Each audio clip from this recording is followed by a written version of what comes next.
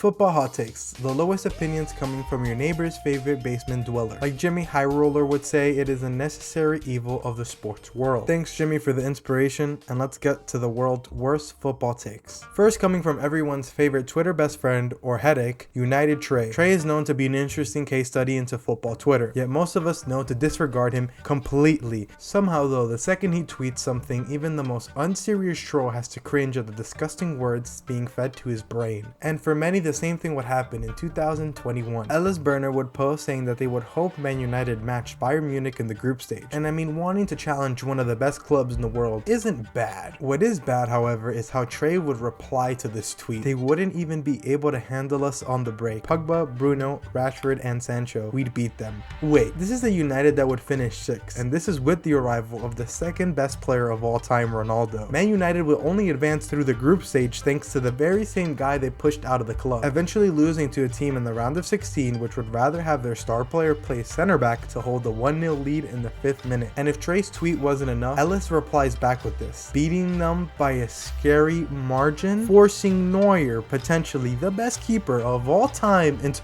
early retirement.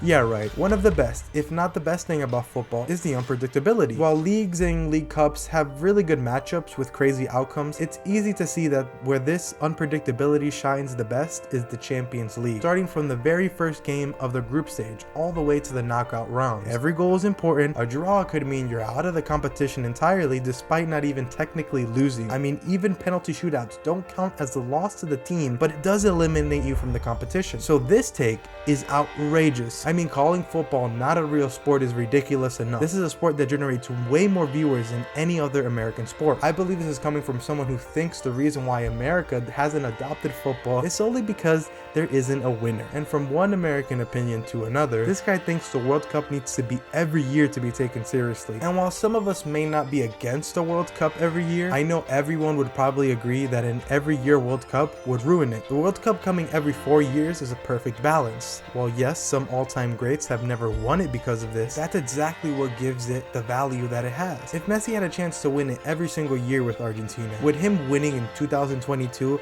even mean as much to him and the Argentinian team? Maybe not, but the glamour of the competition comes from the limited time tournament, giving all these teams and players to go all out for their country and own individual goals. Speaking of goals, Manchester United have been overshadowed by City, and if the recent decade has anything to show for United, it hasn't and won't look good for them, giving this take some credibility, stating that United are a washed up club designed to only be a business and that they won't win a title till 2030. Now this was 2 years ago, and United have won an EFL Cup and are in the FA Cup final, but against who, you may ask?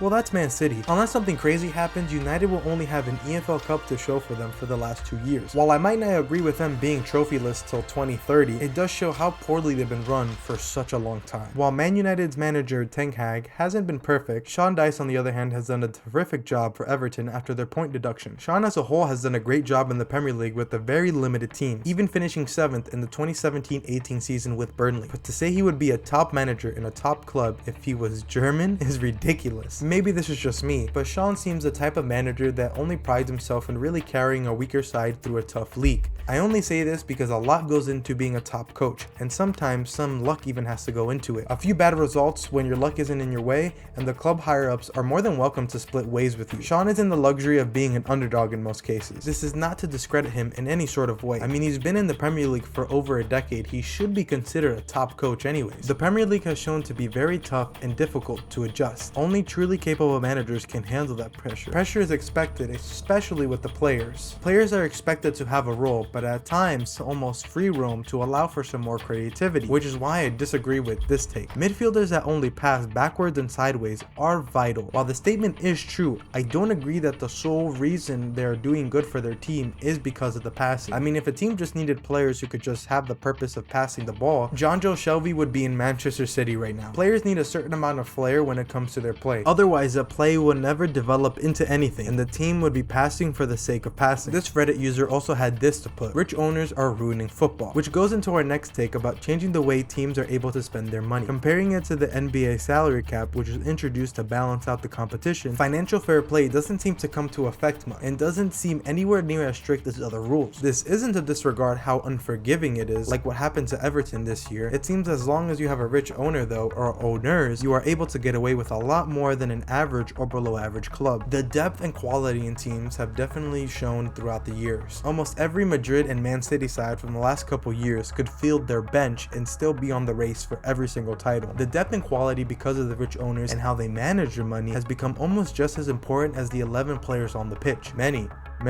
Many teams with money still find a way to create an imbalance within their game. For example, Liga is considered to be the worst of the top 5 leagues in Europe, a very top-heavy league with PSG leading the line. The main man in that PSG team, you may ask? Well, that's Mbappe, and many would make you believe that this guy is not good. Oh, they're wrong. If not for Messi and Ronaldo, Mbappe would be praised and though thought to be at least top 2 in the Ballon d'Or race. Cause tell me, where 44 goals and 10 assists in 47 games is not good, in what universe? However, with Mbappe now announcing his departure from PSG, this take has actually aged very well. Mbappe is great and he could be one of the best of all time, but in France, it wasn't possible. And if he decides to join Madrid, which is possibly the only option he really has, to be honest, he will be successful in a system programmed to win, destined to outshine his years in France. And while France is a football juggernaut, the United States of America, well, they're garbage. Many of us don't really expect them to do anything at all, but some of us may hope that one day the country could be a top football organization. So a take like this makes a lot of sense. The United States national team will not be successful without a top level coach. I would honestly agree with this. The US has and will come across amazing talents, and no matter how good they are or how good they will become, the team has to be led by a manager who is willing and wanting to improve from what is expected from this United States team. Teams which are known to be the greatest ever are run by fantastic coaches and staff, like Pep Guardiola's Barcelona, a team filled with talent all over. But without Pep's involvement and him creating Tiki-taka, which was inspired from Cruyff's tactics, that team may have only won a few trophies here and there. But with Pep there to glue it all together, it is now recognized as one of the best, if not the best team ever. And all that success, for people to say that Tiki-taka was, is, and forever will be shit, I mean, yeah, that style of play could be outdated as of today, and it may be a poor decision to even run it, but it was and will be an example of what a team could achieve. Tiki-taka isn't for every team because it only fits a certain club profile. Certain players who are great can't play in that system because it doesn't showcase their best qualities. Even during the time that Barcelona team was winning title after title, many of their players would come and go because they did not fit, and at the end of the day, Tiki-taka was and is meant for the best players to ever live. It cannot be replicated by your Sunday league team, and it sure as hell can't work with pretty much every team currently playing. Spain and Barcelona both took the system and ran with it because it was what worked for that core of Spanish players. Enough about the past. Foden has been playing for City for years now, and somehow he's still so young. Some are still on the fence with him, but I believe this season for sure he shut up all the haters. But that doesn't remove the absolute crap on the internet. Chris MD is a better footballer than Phil Foden?